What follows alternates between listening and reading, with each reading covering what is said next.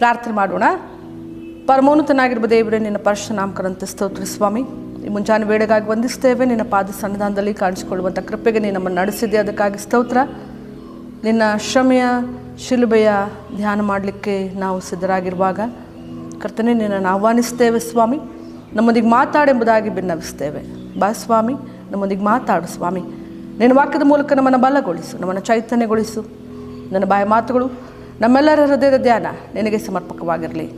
ಆಮೇಲೆ ಕರ್ತನಲ್ಲಿ ಪ್ರೀತಿಯ ದೇವಜನರ, ನಿಮ್ಮೆಲ್ಲರಿಗೂ ಯೇಸು ಕ್ರಿಸ್ತನ ನಾಮದಲ್ಲಿ ವಂದಿಸ್ತೇನೆ. ನಾವು ಕ್ರಿಸ್ತನ ಶ್ರಮ ಮರಣಗಳ ಧ್ಯಾನದಲ್ಲಿದ್ದೇವೆ. ಇವತ್ತಿನ ಈ ದಿನಕ್ಕೆ ನೇಮಕವಾದಂಥ ದೇವರ ವಾಕ್ಯದ ಭಾಗ ಎಫೆಸ ಪತ್ರಿಕೆ 4ನೇ ಅಧ್ಯಾಯ ಮೊದಲ 6 ವಚನ. ಪೌಲನು ಎಫೆಸದವರಿಗೆ ಬರೆದ ಪತ್ರಿಕೆ 4ನೇ ಅಧ್ಯಾಯ ಮೊದಲ 6 ವಚನ. ಅಲ್ಲಿ ಹೀಗೆ ಬರೆಯಲ್ಪಟ್ಟಿದೆ: ನೀವು ದೇವರಿಂದ ಕರೆಯಲ್ಪಟ್ಟವರಾದ ಕಾರಣ ಯೋಗ್ಯರಾಗಿ ನಡೆದುಕೊಳ್ಳಬೇಕೆಂದು ಕರ್ತನ ಸೇವೆಯಲ್ಲಿ ಸೆರೆಯವನಾದ ನಾನು ನಿಮ್ಮನ್ನು ಪ್ರಬೋಧಿಸ್ತೇನೆ. ನೀವು ಪೂರ್ಣ ವಿನಯ ಸಾತ್ವಿಕತ್ವಗಳಿಂದಲೂ ದೀರ್ಘಶಾಂತಿಯಿಂದಲೂ ಕೂಡಿದವರಾಗಿ ಪ್ರೀತಿಯಿಂದ ಒಬ್ಬರನ್ನೊಬ್ಬರು ಸಹಿಸಿಕೊಳ್ಳ್ರಿ. ಸಮಾಧಾನವೆಂಬ ಬಂಧನದಿಂದ ಕಟ್ಟಲ್ಪಟ್ಟವರಾಗಿದ್ದು ಪವಿತ್ರಾತ್ಮನಿಂದ ಉಂಟಾಗುವ ಐಕ್ಯವನ್ನು ಕಾಪಾಡಿಕೊಳ್ಳುವುದಕ್ಕೆ ಆಸಕ್ತರಾಗಿರಿ. ನೀವೆಲ್ಲರೂ ಒಂದೇ ದೇಹಕ್ಕೆ ಸೇರಿದವರು, ಒಬ್ಬನೇ ಆತ್ಮನನ್ನು ಹೊಂದಿದವರು, ಒಂದೇ ಪದವಿಯನ್ನು ನಿರೀಕ್ಷಿಸುವುದಕ್ಕೆ ಕರೆಯಲ್ಪಟ್ಟವರು. ನಿಮ್ಮೆಲ್ಲರಿಗೂ ಕರ್ತನು ಒಬ್ಬನೇ, ಭರವಸೆಯು ಒಂದೇ, ಸ್ನಾನದೀಕ್ಷೆ ಒಂದೇ. ಎಲ್ಲರಿಗೂ ತಂದೆಯಾಗಿರುವ ದೇವರು ಒಬ್ಬನೇ. ಆತನು ಎಲ್ಲರ ಮೇಲಿರುವವನು, ಎಲ್ಲರ ಮುಖಾಂತರ ಕಾರ್ಯ ನಡೆಸುವವನು, ಎಲ್ಲರಲ್ಲಿ ವಾಸಿಸುವವನು ಆಗಿದ್ದಾನೆ ಎಂಬುವಂಥದ್ದೇ ಈ ದಿನಕ್ಕೆ ನೇಮಕವಾದಂಥ ದೇವರ ವಾಕ್ಯದ ಮುಖ್ಯ ಪ್ರಸ್ತಾಪ ಕ್ರಿಸ್ತನೊಂದಿಗೆ ಐಕ್ಯತೆಯ ಜೀವನ. ಕ್ರಿಸ್ತನೊಂದಿಗೆ ಐಕ್ಯತೆಯ ಜೀವನ. ಪೌಲ ಎಫೆಸ ಸಭೆಯವರಿಗೆ ಐಕ್ಯತೆಯಿಂದ ಜೀವಿಸಬೇಕು ಎಂದು ಹೇಳುವುದರ ಮೂಲಕ ರೋಮ್ ಸರ್ಕಾರದ ಸೆರೆಯಲ್ಲಿ ಇರುವ ತನ್ನ ಪ್ರಸ್ತುತ ಪರಿಸ್ಥಿತಿಯನ್ನು ಕೂಡ ಹೇಳ್ಕೊಳ್ತಾ ಇದ್ದಾನೆ. ಈ ಮಾತಿನ ಅರ್ಥ ಎಫೆಸ ಸಭೆಯಲ್ಲಿ ಐಕ್ಯತೆ ಇಲ್ಲ ಎಂಬುದಾಗಿ ಅಲ್ಲ, ಬದಲಾಗಿ ಅನೇಕ ಭಿನ್ನಾಭಿಪ್ರಾಯಗಳ ನಡುವೆ ಕೂಡ ಕ್ರಿಸ್ತನಲ್ಲಿ ಐಕ್ಯವುಳ್ಳವರಾಗಿರಬೇಕು ಅಥವಾ ಐಕ್ಯತೆ ಉಳ್ಳವರಾಗಿರಬೇಕು ಎಂಬುವಂಥ ಮಾತನ್ನು ಪೌಲ ಇಲ್ಲಿ ಹೇಳ್ತಾ ಇದ್ದಾನೆ. ಹಾಗಾಗಿ 4ನೇ ಅಧ್ಯಾಯದ ತಲೆಬರಹ ಸಭೆಯವರಿಗೆ ನಾನಾ ವರಗಳಿದ್ದರೂ ಎಲ್ಲರೂ ಐಕ್ಯವಾಗಿರಬೇಕು ಅನ್ನುವಂಥ ತಲೆಬರಹವನ್ನು ನಾವು ಕಾಣ್ತೇವೆ. ಅಂದರೆ ಸಭೆಯ ಐಕ್ಯತೆಗೆ ಹೆಚ್ಚಿನ ಪ್ರಾಶಸ್ತ್ಯ ಕೊಟ್ಟಂತೆ ಕಾಣ್ತದೆ. ಮುಂದಿನ ವಚನಗಳಲ್ಲಿ ತಾನೇ ಹೇಳುವ ಐಕ್ಯತೆಯ ಕುರಿತಾದ ವಿವರಣೆ ಕೂಡ ಮುಂದೆ ನಾವು ನೋಡ್ತೇವೆ. ಪೌಲ ತನ್ನ ದೈವಶಾಸ್ತ್ರೀಯ ಆಲೋಚನೆಯಿಂದ ಪ್ರಾಯೋಗಿಕ ಕ್ರೈಸ್ತ ಬದುಕಿಗೆ ಬದಲಾಗುತ್ತಾ ನಂಬಿದ ಸಮುದಾಯ ಕೂಡ ದೈವಿಕ ಕರೆಯ ಮೇರೆಗೆ ತಮ್ಮನ್ನು ಬದಲಾಯಿಸಿಕೊಳ್ಳುವ ಆಲೋಚನೆ ಮಾಡಬೇಕು ಎಂಬುದಾಗಿ ಪೌಲ ಹೇಳ್ತಾನೆ. ಕರ್ತನಲ್ಲಿ ಸೆರೆಯವನಾದ ಪೌಲ ದೇವರನ್ನು ಮಹಿಮೆಪಡಿಸುವ ಬದುಕಿಗಾಗಿ ಐಕ್ಯತೆಯನ್ನು ಕಾಪಾಡಿಕೊಳ್ಳಲು ತುಂಬ ಉತ್ಸುಕತೆಯಿಂದ ಎಫೆಸ ಸಭೆಗೆ ಮನವಿ ಮಾಡಿಕೊಳ್ತಾ ಇದ್ದಾನೆ. 1ನೇ ಮತ್ತು 2ನೇ ವಚನವನ್ನು ನಾವು ನೋಡುವಾಗ ಅಲ್ಲಿ ಕರೆಗೆ ಯೋಗ್ಯವಾಗಿ ಕ್ರಿಸ್ತನನ್ನು ಪ್ರತಿನಿಧಿಸುವ ಮತ್ತು ಸುವಾರ್ತೆಗೆ ಹೊಂದಿಕೊಳ್ಳುವ ಬದುಕನ್ನು ಬದುಕಿ ಎಂಬುವಂಥ ಮಾತನ್ನು ಹೇಳ್ತಾನೆ. ಅಂದರೆ ಕ್ರಿಸ್ತನ ಸುವಾರ್ತೆಗಾಗಿ ಅಥವಾ ಕ್ರಿಸ್ತನ ಸುವಾರ್ತೆಗಳಾಗಿ ನಾವು ಈ ಲೋಕದಲ್ಲಿ ಬದುಕಬೇಕು ಎನ್ನುವುದು ಪೌಲನ ಅರ್ಥ. ಮುಂದುವರೆದ ವಚನ 3ರಲ್ಲಿ ಎಲ್ಲ ವಿಷಯಕ್ಕೂ ತಮ್ಮನ್ನು ತಗ್ಗಿಸಿಕೊಂಡು ಇತರರ ಏಳಿಗೆ ಅಥವಾ ಶ್ರಮವನ್ನು ಗುರುತಿಸುವವರಾಗಬೇಕು. ದಮೆ, ದಯೆ, ಕರುಣೆ, ದೀರ್ಘಶಾಂತಿ ಉಳ್ಳವರಾಗಿರಬೇಕು.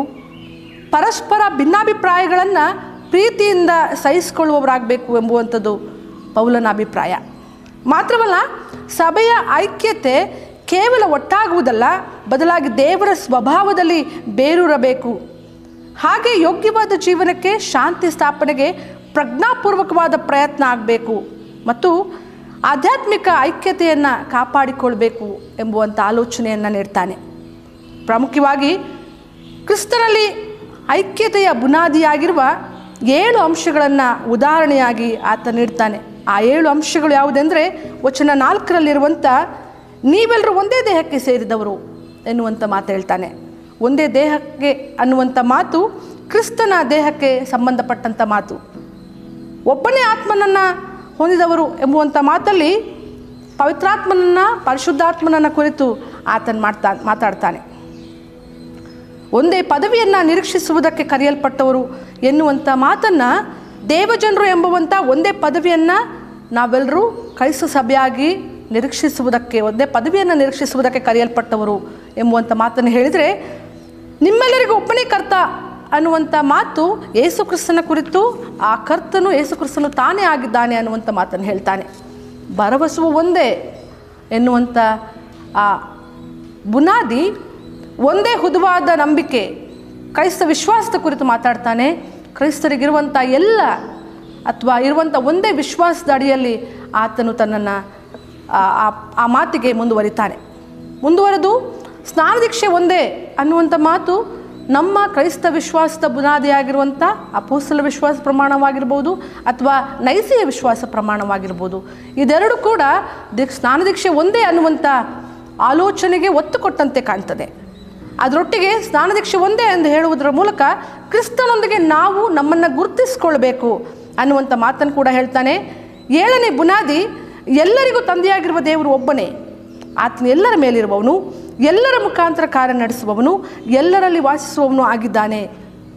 ಒಂದು ರೀತಿಯಲ್ಲಿ ದೇವರ ಸಾರ್ವಭೌಮತ್ವವನ್ನು ಪೌಲ ಎತ್ತಿ ತೋರಿಸ್ತಾನೆ. ಕರ್ತನು ತಂದೆಯಾಗಿರುವ ದೇವರು ಎಲ್ಲರ ಮೇಲಿರುವವನು, ಎಲ್ಲರ ಮುಖಾಂತರ ಕಾರ್ಯ ನಡೆಸುವವನು ಮತ್ತು ಎಲ್ಲರಲ್ಲಿ ವಾಸಿಸುವವನು ಆಗಿದ್ದಾನೆ. ಹಾಗಾದರೆ ಮತ್ತಾಯನ ಸುವಾರ್ತೆ 28ನೇ ಅಧ್ಯಾಯದಲ್ಲಿ ಹೇಳುವಂಥ ನಾನು ಯುದ್ಧ ಸಮಾಪ್ತಿಯವರೆಗೆ ಎಲ್ಲ ದಿವಸ ನಿಮ್ಮ ಸಂಗಡ ಇರ್ತೇನೆ ಅನ್ನುವಂಥ ಮಾತು ಈ ವಾಕ್ಯಕ್ಕೆ ಒಂದು ರೀತಿಯಲ್ಲಿ ಸಹಾಯಕವಾಗಿ ಕಾಣಿಸ್ತದೆ. ಹಾಗಾದರೆ ಈ 7 ಭದ್ರವಾದ ಬುನಾದಿ ಮೇಲೆ ಇಡೀ ಕ್ರೈಸ್ತ ಸಭೆಯ ಐಕ್ಯತೆಯ ಜೀವನ ನಿಂತು ಹೋಗಿದೆ. ನಾನು ಮೊದಲೇ ಹೇಳಿದ ಹಾಗೆ ಐಕ್ಯತೆ ಎನ್ನುವಂಥದ್ದು ನಾವಾಗಿ ಮಾಡಿಕೊಳ್ಳುವುದಲ್ಲ, ಬದಲಾಗಿ ಕ್ರಿಸ್ತನನ್ನು ಅನುಸರಿಸುವುದರ ಮೂಲಕ, ನಾವೇ ಕ್ರಿಸ್ತನಂತೆ ಆಗುವುದರ ಮೂಲಕ ಈ ಐಕ್ಯತೆಯ ಬುನಾದಿಗೆ ನಾವು ಮುಂದುವರಿಬೇಕಾಗಿದೆ. ಕರ್ತನಲ್ಲಿ ಪ್ರೀತಿಯ ದೇವಜನರೇ, ಕ್ರಿಸ್ತನ ಶ್ರಮಾಮರಣಗಳ ಧ್ಯಾನಗಳಲ್ಲಿದ್ದೇವೆ. ಕ್ರಿಸ್ತನ ಶ್ರಮಾಮರಣಗಳನ್ನು ಧ್ಯಾನ ಮಾಡುವಂಥ ನಮಗೆ ಕ್ರೈಸ್ತತ್ವದ ಬುನಾದಿ 7 ಬುನಾದಿಗಳ ಮೇಲೆ ನಿಂತಿರುವಂಥದ್ದಾಗಿದೆ. ಅದನ್ನು ನಾವು ನಮ್ಮ ಪ್ರತಿನಿತ್ಯದ ಜೀವನದಲ್ಲಿ ಅಳವಡಿಸ್ಕೊಳ್ಬೇಕು ಅನ್ನುವಂಥದ್ದು ಪೌಲನ ಆಲೋಚನೆ. ನಮ್ಮ ದೈನಂದಿನ ಬದುಕನ್ನು ಕ್ರಿಸ್ತನ ಸುವಾರ್ತೆಯೊಂದಿಗೆ ನಾವು ಜೀವಿಸುವಂತಾಗಬೇಕು. ಕ್ರಿಸ್ತನ ವ್ಯಕ್ತಿತ್ವವನ್ನು ಬೆಳೆಸಿಕೊಳ್ಳುವವರಾಗಬೇಕು. ದೇವರ ಪ್ರೀತಿಯಲ್ಲಿ ಒಬ್ಬರನ್ನೊಬ್ಬರು ಸಹಿಸಿಕೊಳ್ಳುವವರು, ಇನ್ನೊಬ್ಬರ ತಪ್ಪುಗಳನ್ನು ಕ್ಷಮಿಸುವವರು, ಭಿನ್ನಾಭಿಪ್ರಾಯಗಳ ಮಧ್ಯದಲ್ಲಿ ಬಾಂಧವ್ಯಗಳನ್ನು ಉಳಿಸಿಕೊಳ್ಳುವಂಥ ಎಲ್ಲ ಕಾರ್ಯವನ್ನು ನಾವಾಗಿ ಮೊದಲು ಮಾಡಬೇಕು ಅನ್ನುವಂಥ ಆಲೋಚನೆಯನ್ನು ಪೌಲ ಕೊಡ್ತಾನೆ. ಹಾಗಾಗಿ ಇದೆಲ್ಲವೂ ಕ್ರಿಸ್ತನೊಂದಿಗೆ ಐಕ್ಯತೆಯ ಜೀವನ ನಡೆಸುವ ಮಾರ್ಗಗಳಾಗಿ ಕಾಣಿಸ್ತದೆ.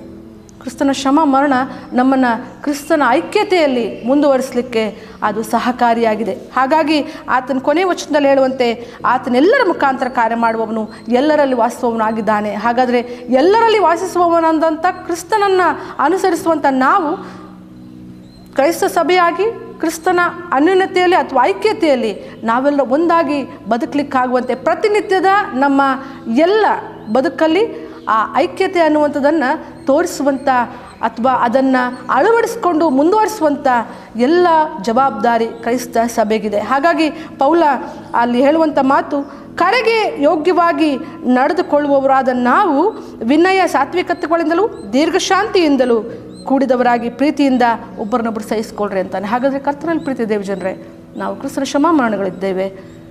ದೇವರು ನಮ್ಮನ್ನು ಕ್ರಿಸ್ತನ ಐಕ್ಯತೆಯಲ್ಲಿ ಮುನ್ನಡೆಸಲು, ನಾವು ಆ ಮುನ್ನಡೆಸುವಿಕೆಗೆ ದಾರಿದೀಪಗಳಾಗಲಿಕ್ಕಾಗುವಂತೀವಿ. ದೇವರಾತ್ಮನ್ ತಾನು ನಮಗೆ ಸಹಾಯ ಮಾಡಲಿ. ದೇವರಿ ವಾಕ್ಯವನ್ನು ಆಶ್ವಾಸಲಿ.